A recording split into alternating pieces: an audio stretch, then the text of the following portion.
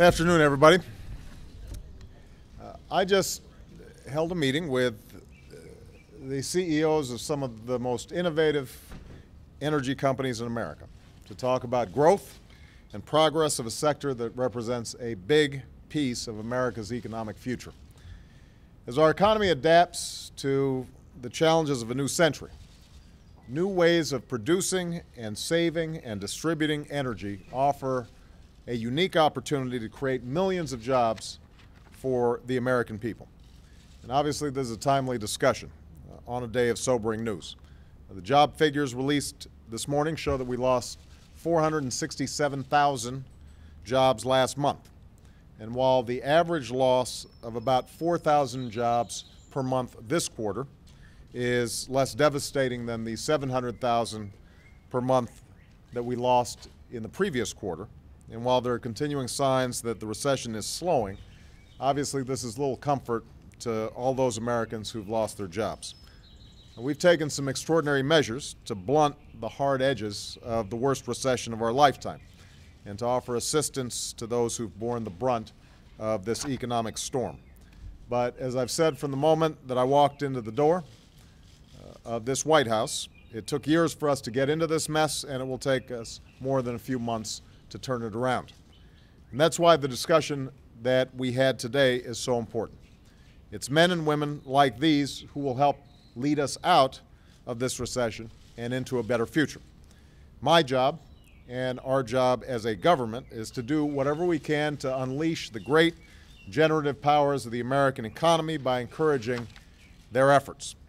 And I'm absolutely confident that we can, at this period of difficulty, prove once again what this nation can achieve when challenged.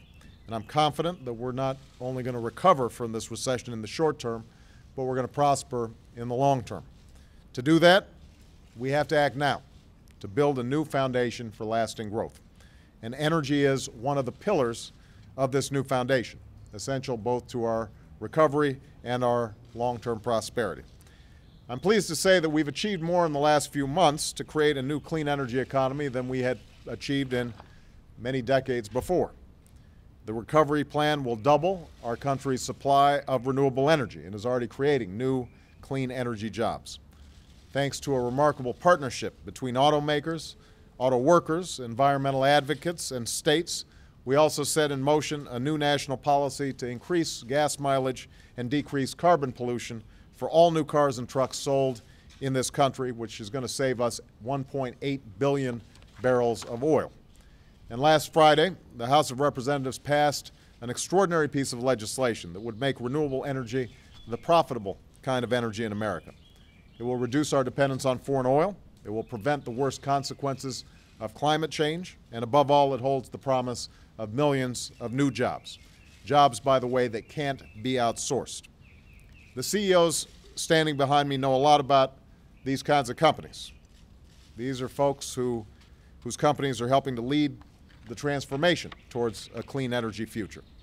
Even as we face tough economic times, even as we continue to lose jobs, the CEOs here told me that they're looking to hire new people, in some cases to double or even triple in size over the next few years.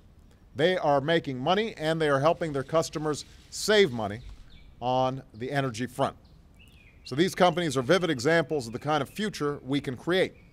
But it's now up to the Senate to continue the work that was begun in the House to forge this more prosperous future. We're going to need to set aside the posturing and the politics, and when we put aside the old ideological debates, then our choice is clear. It's a choice between slow decline and renewed prosperity. It's a choice between the past and the future. The American people, I believe, want us to make the right choice, and I'm confident that the Senate will. For at every juncture in our history, we've chosen to seize big opportunities rather than fear big challenges. We've chosen to take responsibility. We've chosen to honor the sacrifices of those who came before us and fulfill our obligations to generations to come. That's what we're going to do this time as well. Thank you very much, everybody. Mr. President, do you have any message for the small businesses, sir, on health and economy? Thank you.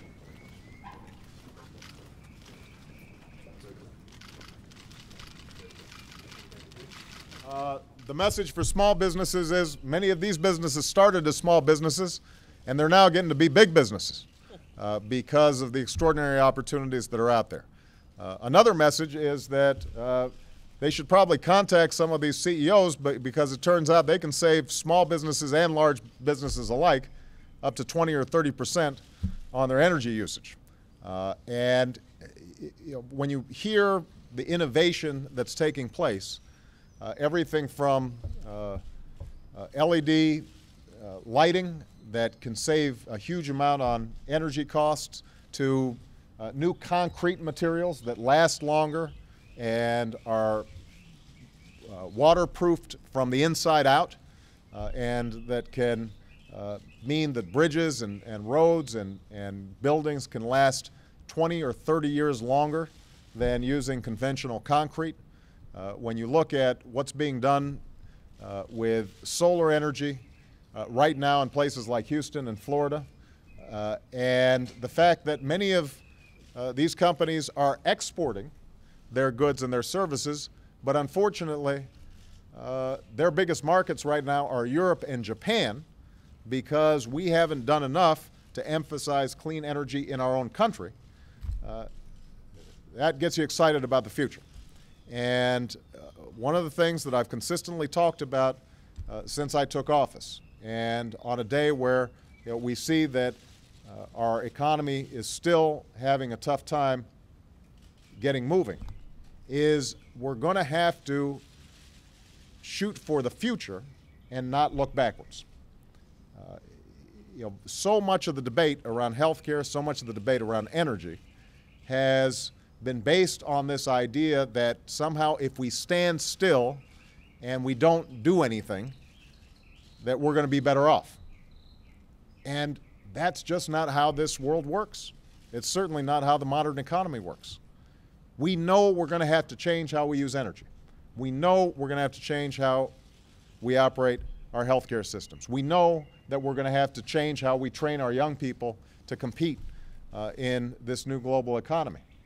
And so to make the argument that somehow we should just lock in on the status quo or perpetuate the same policies that got us into this mess in the first place, and that somehow is going to solve our problems, just doesn't make any sense. And what these folks are all about is the future. And that's what America's always been about. We are not folks who are scared of the future or look backwards. We always meet the challenges by moving forward. And that's what I think is going to happen this time as well. Thanks, guys. When are you going to get solar panels and a wind turbine at the White House, sir? I was just talking to Secretary Chu about how he is going to consult with these outstanding folks to figure out how we can improve energy efficiency here.